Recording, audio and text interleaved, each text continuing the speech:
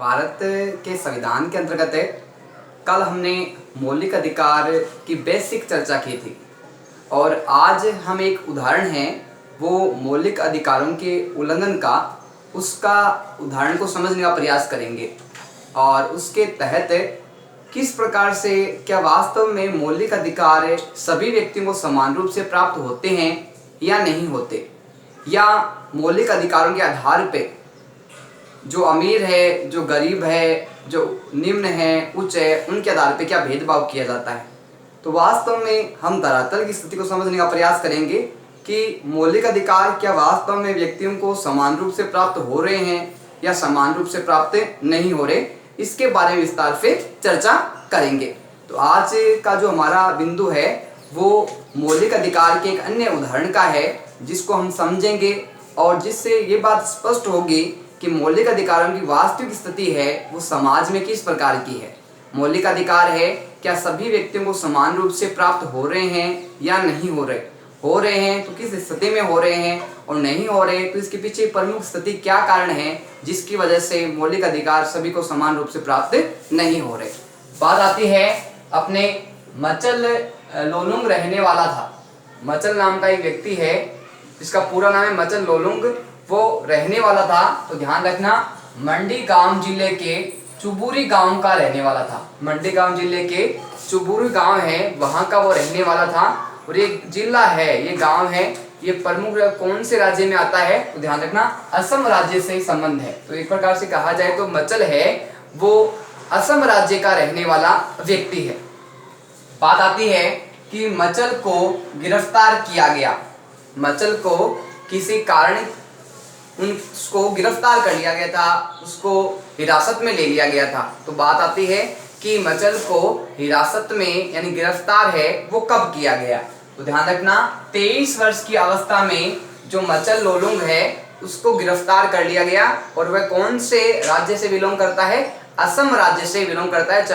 चबूरी गांव का वो रहने वाला है। अब बात आती है कि मचल को गिरफ्तार करने का क्या कारण था, किस कारण की वजह से उसको गिरफ्तारी किया गया और उसको बाद में उसके तहत उसको सजा मिली। बात आती है कि मचल लोलुंग पर आरोप था, उस पे एक आरोप लगाया गया था कि उसने प्रमुख रूप से क्या है कि जो अपने हितों की सुरक्षा के तहत है उसका उल्लंघन किया है। किसका उल्लंघन किया है, किसी व्यक्ति को गंभीर चोट पहुंचाई है।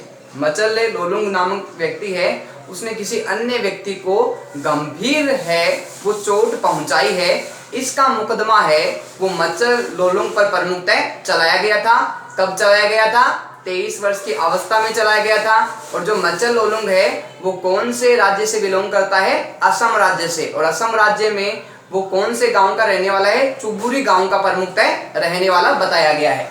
बात आती है कि मुकदमे की सुनवाई के दौरान, जब मुकदमे की सुनवाई उस पर चल रही थी मचल लोलुंग पे, तो उसकी स्थिति है वो कैसी थी, क्या वो सामान्य स्थिति में था या असामान्य स्थिति में था।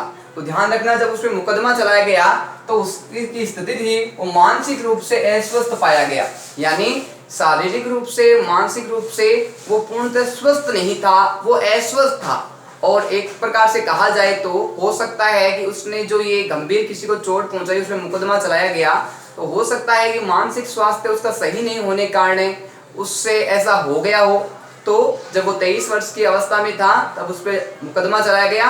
और मुकदमा किस वजह से चलाया गया था कि उस पर आरोप था कि उसने किसी व्यक्ति को गंभीर चोट पहुंचाई है।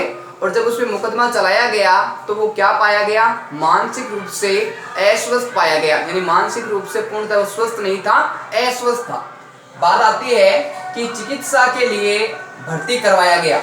जब उसको मानसिक रूप से अस्वस्थ पाया गया, स्वस्थ नहीं पाया गया, तो उसको चिकित्सालय में भर्ती करवाया गया। तो बात आती है कि कौन से चिकित्सालय में मचल को है वो भर्ती करवाया गया और उसका जो ट्रीटमेंट है वो प्रारंभ किया गया। तो ध्यान रखना, लोकप्रिय गोपीनाथ बोरदोलाई अस्पताल में, लोकप्रिय गोपीनाथ जो बोरदोलाई अस्पताल है वहां पे क्या है कि मचल लोलुंग को प्रमुखतः क्या है चिकित्सा के लिए भेजा गया, स्वास्थ्य उसका सही हो जाए ताकि उस पर मुकदमा बाद में चलाया जा सके।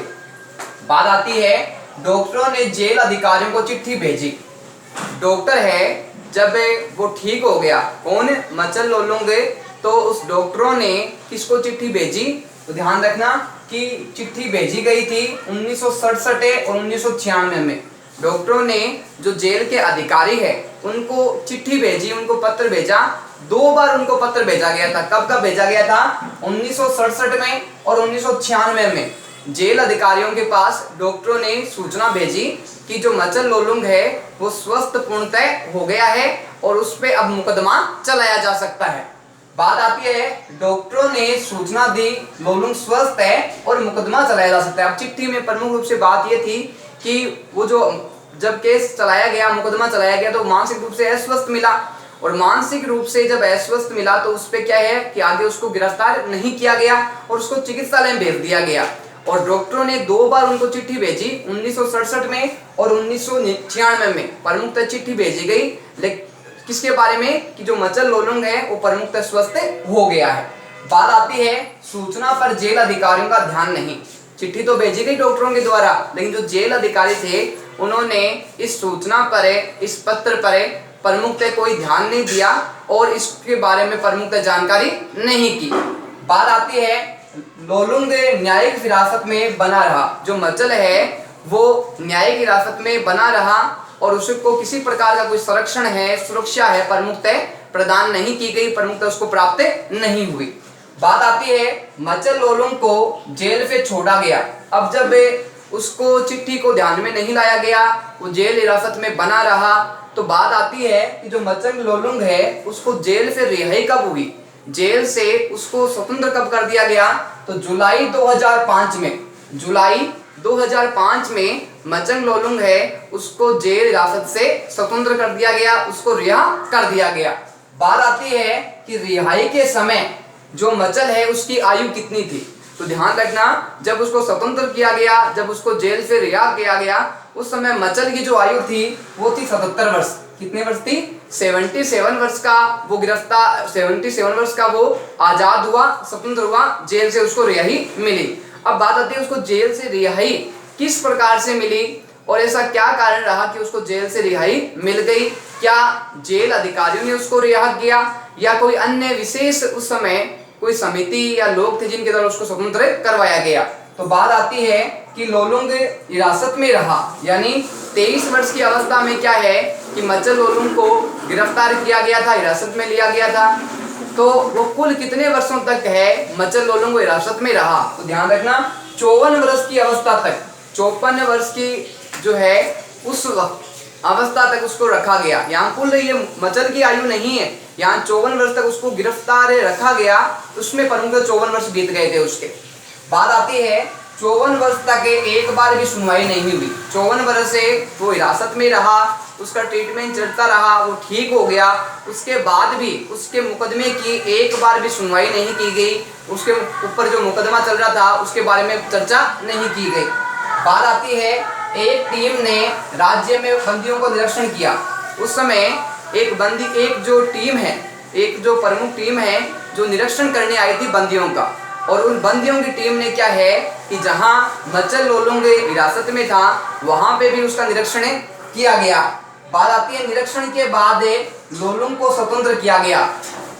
किसको, मचल को स्वतंत्र कब किया गया, जब निरीक्षण किया जा रहा था, और निरीक्षण के बाद में क्या है कि मचल लोलुंग को प्रमुखतः क्या है स्वतंत्र कर दिया गया। तो एक प्रकार से कहा जाए तो एक लंबी प्रक्रिया चली, उसके बाद में मचल लोलुंग को स्वतंत्र किया गया था।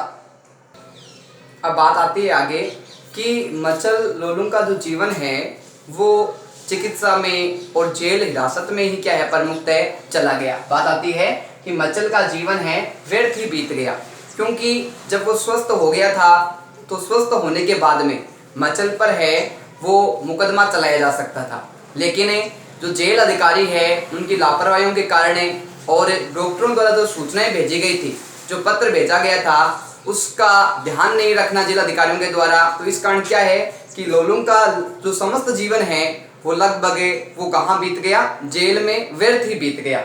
बात आती है संविधान सभी को जीवन और स्वतंत्रता का अधिकार देती है।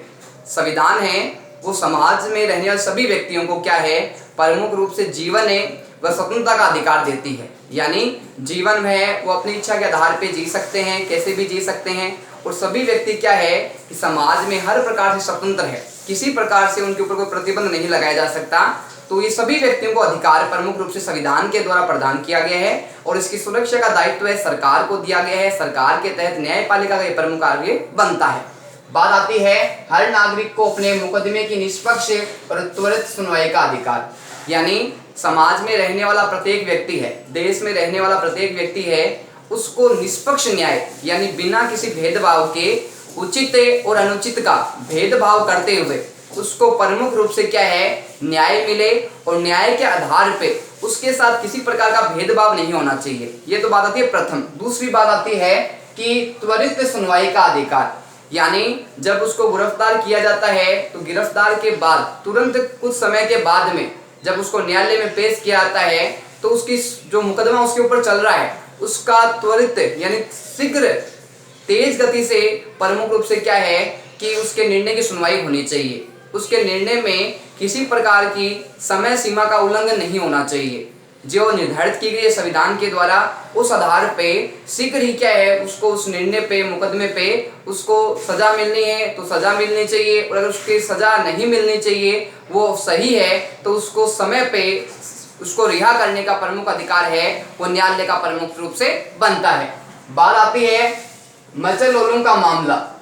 जो मचल ओलूम का मामला है वो प्रमुख रूप से इसी प्रकार की एक लापरवाही का देखने को मिलता है, जिससे कुछ बातें स्पष्ट होती है कि संविधान द्वारा प्राप्त अधिकार व्यवहार में प्राप्त नहीं। संविधान ने जो नागरिकों को मौलिक अधिकार दिए हैं वो वास्तव में इस स्थिति को बाद में देखने के बाद में मिलता है कि जो स्थिति मचल ओलूम की हुई उसके बाद ये बात स्पष्ट हो जाती है कि संविधान ने नागरिकों को जो मौलिक अधिकार प्रदान किए हैं वो वास्तव में वास्तविक धरातल पे सिद्ध नहीं हो पाते। वास्तविक रूप से मौलिक अधिकार है ये व्यक्तियों को प्राप्त नहीं है। सिर्फ एक प्रकार से कहा जाए तो कि गिने चुने जो श्रेष्ठ शक्तिशाली ताकतवर लोग हैं वो तो अपने इन अधिकारों का इस्तेमाल कर लेते हैं, प्रयोग कर लेते हैं, लेकिन जो गरीब है, जो असहाय है, जो कमजोर है उनको प्रमुख रूप से क्या है कि ये अधिकार प्राप्त नहीं हो पाते। बात आती है मचल ओलूम है धनी व ताकतवर होता तो क्या होता। अगर मचल है वो अगर कमजोर नहीं होता, अगर वो गरीब नहीं होता, अगर वो धनी व्यक्ति होता और ताकतवर व्यक्ति होता तो भी क्या उसको 54 वर्ष तक हिरासत में रहना पड़ता? क्या वो स्वस्थ हो गया था? क्या उसके बाद में उस पर मुकदमा चलाया जा सकता था? क्या जो जेल अधिकारियों ने जो लापरवाही की उनको उनकी सजा मिलनी चाहिए थी? तो एक बात स्पष्ट होती है, अगर मचल यहाँ पे ताकतवर होता और धनी व्यक्ति होता तो उसको इतने समय तक जेल रियासत में नहीं रहना पड़ता। दूसरी बात है शीघ्र ही उसको निर्णय मिल जाता। अगर उसने अनुचित किया है तो उसको सजा मिलती, अगर वो अनुचित नहीं था तो उसको पूर्ण रूप से रिहाई मिल जाती, इतने समय तक उसको हिरासत में नहीं रहना पड़ता।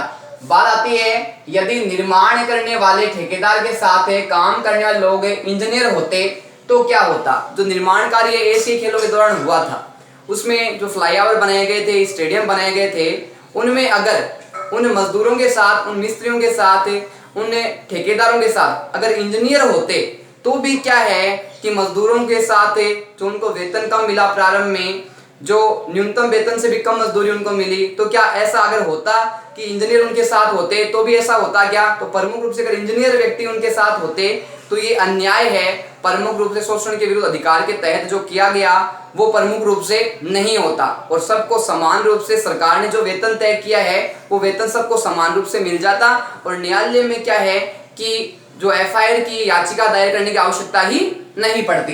बात आती है क्या इनके साथ भी अधिकारों का इसी तरह हनन होता है, यानी जो अधिकारों का हनन है वो अगर ऐसी स्थितियां होती तो क्या इन लोगों के साथ भी होता? क्या मचल ताकतवर और शक्तिशाली होता तो उसको इतने समय तक हिरासत में नहीं रहना पड़ता। दूसरी बात है अगर ठेकेदारों के साथ, मजदूरों के साथ, मिस्त्रियों के साथ अगर इंजीनियर होते तो ये दोनों समस्याएं यहाँ प्रमुख रूप से देखने को नहीं मिलती। बात आती है न्यायालय में मामले को चुनौती दी गई जब मजदूरों को उचित वेतन नहीं मिला, उनसे अत्यधिक काम करवाया गया, सरकार ने जो न्यूनतम मूल्य निर्धारित किया गया था मजदूरी का वो नहीं मिला, तो प्रमुखतः क्या न्यायालय में मामले को चुनौती दी गई वैज्ञानिकों के द्वारा, समाज चिंतकों के द्वारा। तो इस कारण क्या हुआ कि उन मजदूरों को, उन मिस्त्रियों को प्रमुख रूप से क्या है कि सरकार ने उचित वेतन है, उचित मजदूरी है जो सरकार ने तय कर रखी है वो उनको दिलवाई। बात आती है मजदूरों को उचित मजदूरी मिली जिसके वह हकदार थे। मजदूरों को उनको जो मजदूरी उचित रूप से मिलनी चाहिए थी, उचित रूप से जो उनका हक था, वो प्रमुख रूप से क्या है कि न्यायालय में सुनवाई के बाद में जो सरकार ने न्यूनतम मजदूरी तय की गई थी, वो मजदूरी प्रमुख रूप से किसको मिल गई? मजदूरों को और मिस्त्रियों को प्रमुख से मजदूरी मिल गई। शोषण के विरुद्ध अधिकार के तहत मजदूरों को न्याय मिला। कौन से अधिकार के तहत, कौन से नियम के तहत है वो मजदूरों को प्रमुख रूप से न्याय मिला? तो ध्यान रखना, शोषण के विरुद्ध अधिकार है उसके तहत प्रमुख रूप से जो न्याय मिला वो मजदूरों और मिस्त्रियों को मिला, और उनको उचित जो मजदूरी तय की गई थी सरकार के द्वारा, वो उनको मजदूरी प्राप्त हुई। और उनके साथ जो शोषण किया गया था उन लोगों को प्रमुख रूप से क्या है, हिरासत में लिया गया, गिरफ्तार किया गया और उनको उचित सजा भी दी गई थी।